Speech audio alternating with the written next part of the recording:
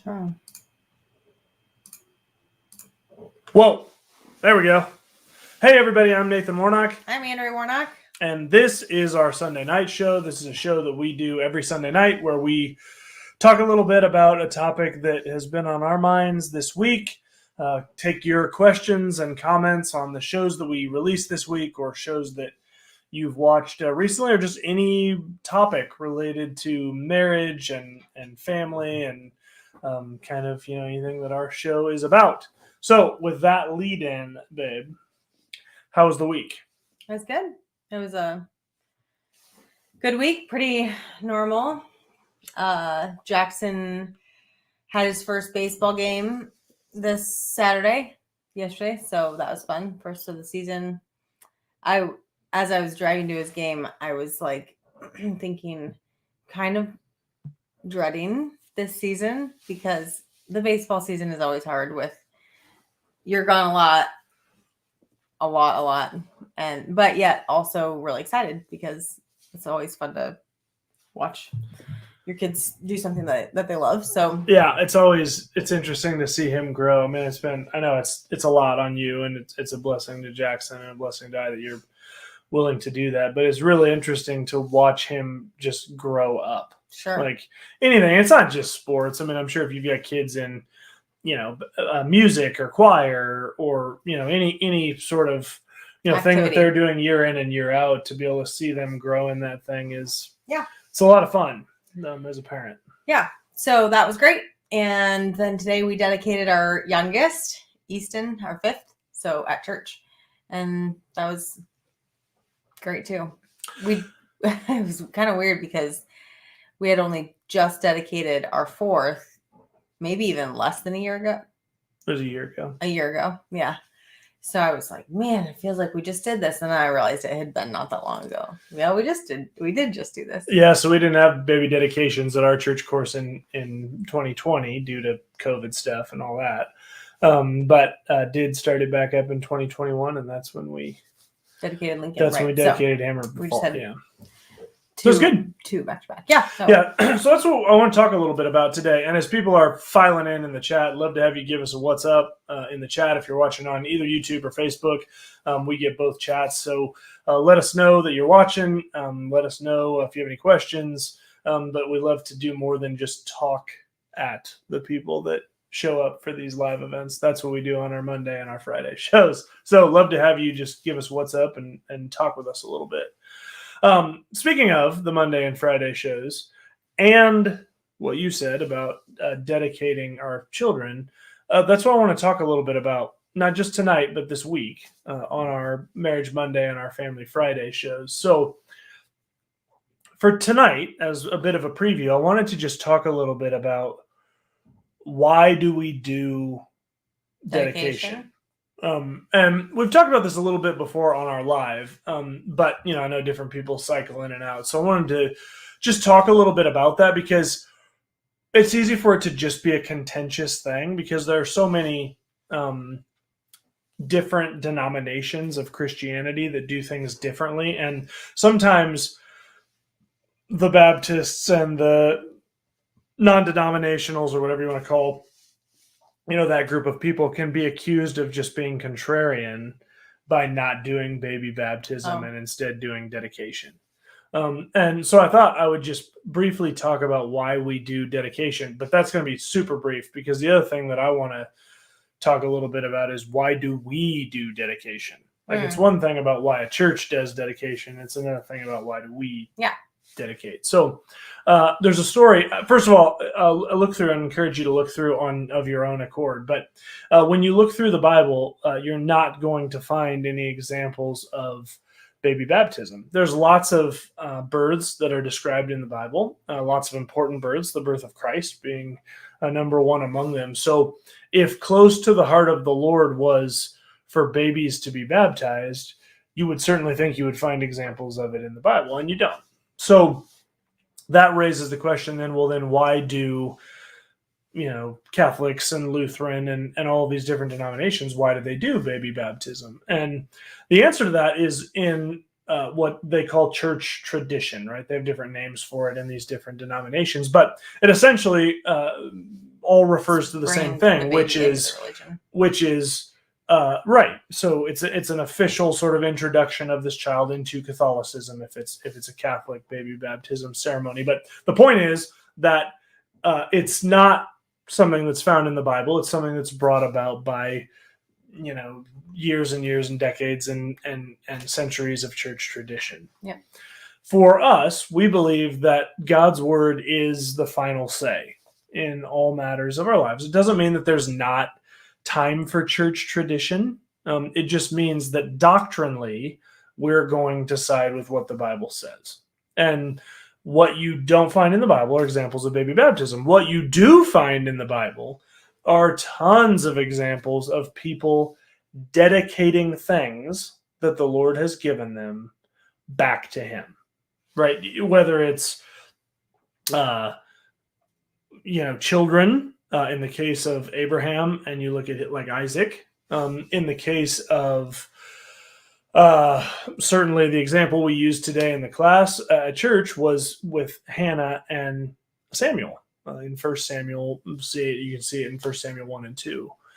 But there's all kinds of examples of dedication in the Bible, right? Tons of times where the Lord has provided for people and they made a point of building an altar and, reflecting on whatever it is that the Lord provided. So for us, we believe, as Hannah, to use the example, believe that the Lord answered her prayer, and in her case, answered her prayer specifically in giving her a son, and she dedicated Samuel back to the Lord.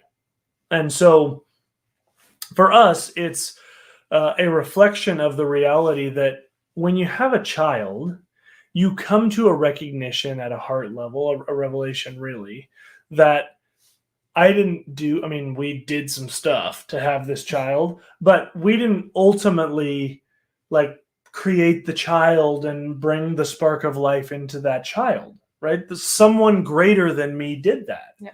And so the least that I can do is dedicate that child back to me, because of course, if I didn't make it, then I can't claim ownership over it. So the question is then, well, who owns our children then? And the answer to that biblically is clearly the Lord. And so the least we can do is agree with him in saying, yeah, Lord, he is yours. And we not only recognize that and say, okay, we're not going to hold on to our Easton as ours. We're going to recognize him as yours and recognize that because he is yours, we have a responsibility to raise him in a certain way. And then we make a public affirmation of that before our congregation, one, in an effort at the altar to say, Lord, these things are true, and two, to invite those around us to hold us accountable to that, because it takes a community to raise godly men and godly women. That's for sure. So that's why we do dedication. But why do we do dedication? Because I think if we were being honest, we would say, unlike baptism, dedication is not something that's mandated in the Bible, right? I mean, there's not right, and baptism isn't adult baptism, right? Baptism isn't necessary for salvation, just to make that clear. Yeah, but no, that's right. But it is an obedience issue, right? It is an obedience issue, right? Dedication is more like, oh, we see that once in the Bible, that makes sense. Let's do that. Right. So, but it's not like you as a believer raising a child in that you should dedicate. There's nothing in the Bible that says that. Right. It's just kind of one of those things that we see that makes sense. Right. So why do we do it? Why do Nathan and Andrea do it? Well, one of the reasons I do that we do dedication is because I'm saying to my church body and to my close friends and family, I'm committing to raising this child in the ways of the Lord. And I'm doing that in front of you. Yeah. Saying it, basically saying that I'm committing to that. And so if you see things in my life that are contrary to raising a child in the ways of the Lord, then I want you to be that. I want you to be somebody that's coming to me and saying, hey, I'm concerned about this, or this isn't what you committed to, or this is not the way of the Lord, or something. So I want accountability in that area. And I think that's a big reason that, I don't know, you and I have never talked about why you and I do it. This is the first conversation. That's okay. But so I don't know your reasons, but for me, that's a big reason. Like I'm saying in front of my church body, this is what you can expect from me. And if you're not seeing that, then I want you to come to me about it. Well, I mean, certainly that's a primary reason, I would say, for me. Yeah. I also think there's a reality of human beings, and I'm a human being. So some of you aliens in human form may not recognize us humans, Mrs. Ruff.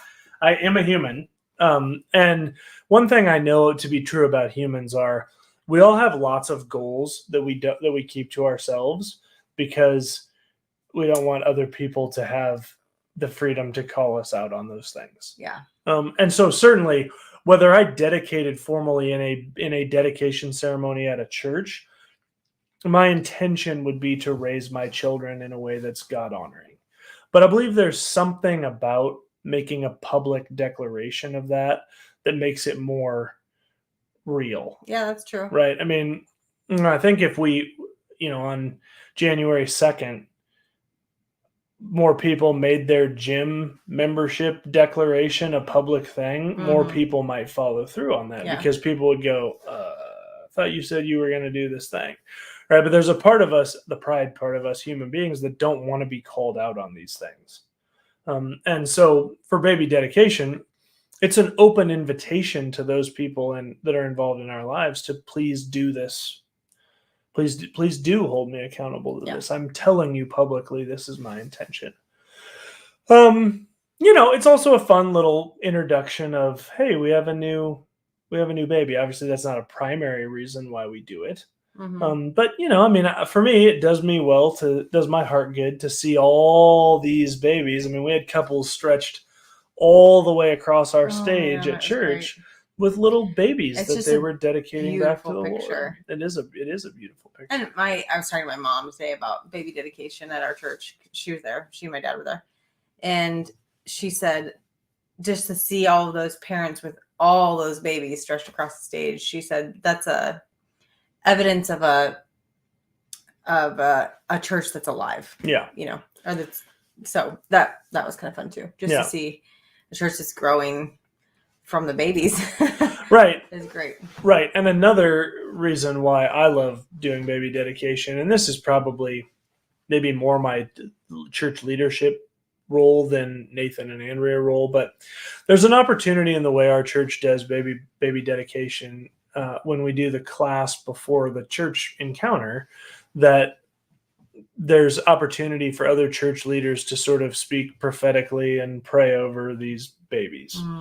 And I think that's a really important part of church, is having an opportunity to exercise those spiritual giftings. And, I know a lot of churches are moving away from wanting to offer opportunity for those things. And it's something I really appreciate about our church, is that there are specific opportunities to exercise those, and that exercise is encouraged. We agree with the Bible in that regard. And this is one of those opportunities where people who are really gifted prophetically or, in those other gifts of the Spirit, to speak directly into a child's life. And, that's something that, I know was very impactful in my parents' lives when they raised us, because those kinds of things were spoken over us when we were young, me and my brothers and sister. And so it's great to have those opportunities as well. So that's a cool thing as well. So good question. Yeah. All right. I have a question for you now. Oh, okay. So this is a question that, and please, if you guys have any questions about baby baptism versus baby dedication, or, any of those other points we talked about, please feel free to throw those up. If you watch this after the fact, please don't hesitate to go over to our Facebook page and leave a comment. If you have thoughts or comments, I always get back to everybody who leaves a comment. So please feel free to do that. We'd love to read your comments after the fact. With regards to your boys, this is a question that I see come up frequently. Did you or did you not choose to have them circumcised? And why or why not did you choose to have them circumcised? And was any of that decision religious? Yeah. In Okay. nature? That's funny. Okay, so yeah, we do get that question fairly frequently. Yes, all of our boys have been circumcised when they were babies in the hospital. We chose. Or close to the hospital. After. Oh my gosh, yes. Within 10 days of being born. Right. So that's a story for a different day. We chose to do that because we don't do things without like looking into them, researching them for the most part. We chose to do that because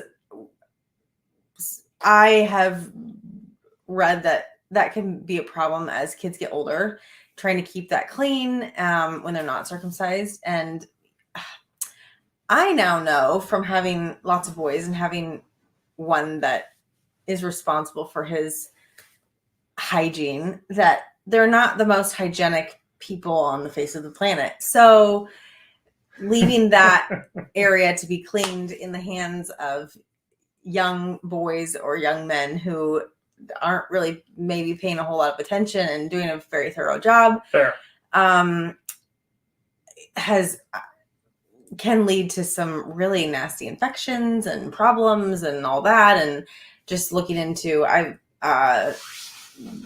there's a lot of older men who can really have like, 60s, 70s that can really have had years and years of problems with trying to keep that clean or having infections or whatever. And then they get a circumcision when they're really old, and that's really painful. And so I just didn't want my boys to go through that. So we chose to do it when they're young. There's no religious reason that I do it. That was Old Testament law about the circumcision, and we're not under that anymore. So it's truly personal decision on whether you do that. I just felt like it was the most hygienic, and I just can't trust my boys to keep themselves very clean. Fair. So that's why she circumcised me. That is like the most awkward thing you've maybe ever said. That is not true at all. Oh boy. We just had a child come in and said that he's itchy. So I got to take care of that. And he is circumcised. So it's not that part that's itching. Do not be alarmed. Good. Now I can have the microphone all to myself. Now we can really talk. Matt, I see you. Says that's the best response by Andrea I've ever watched. I mean, look, that's what we call real talk, Matt.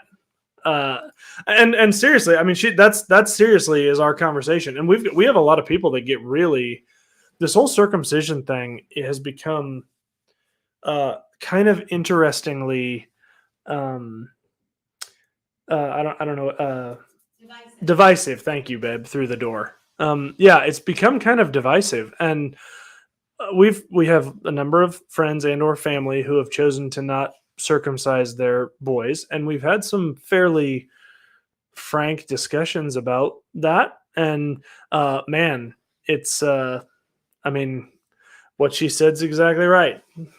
So yeah, Matt, I appreciate that answer as well, and I also appreciate the transparency. You're gonna get that from Andrea, transparency wise.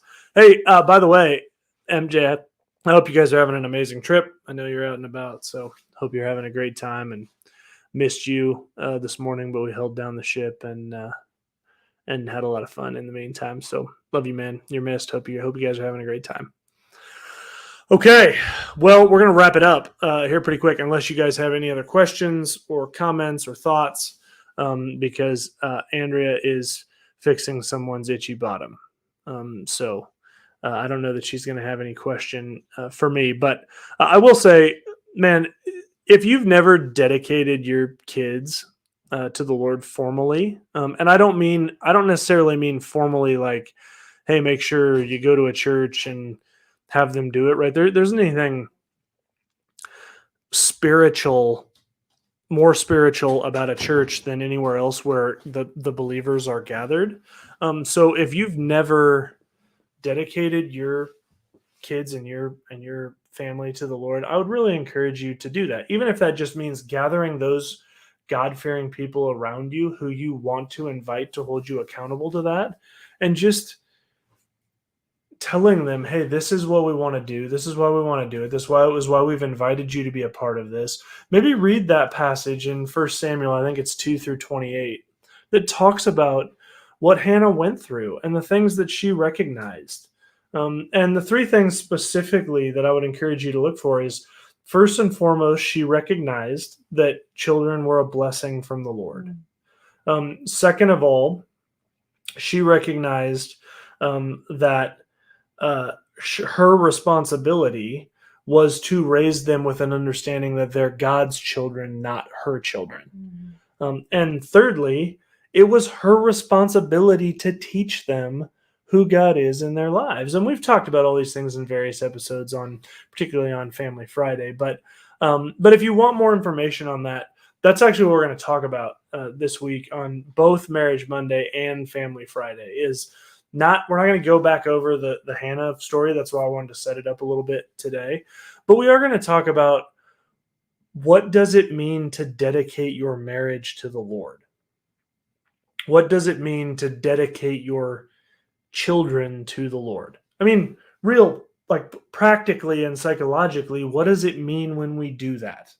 Because it's really easy to go, yeah, dedicated to the Lord, right? I mean, we all went down, met at an altar somewhere when we got married, and whether you called it this or didn't call it this, you dedicated your life before the Lord to your spouse. That's what you did.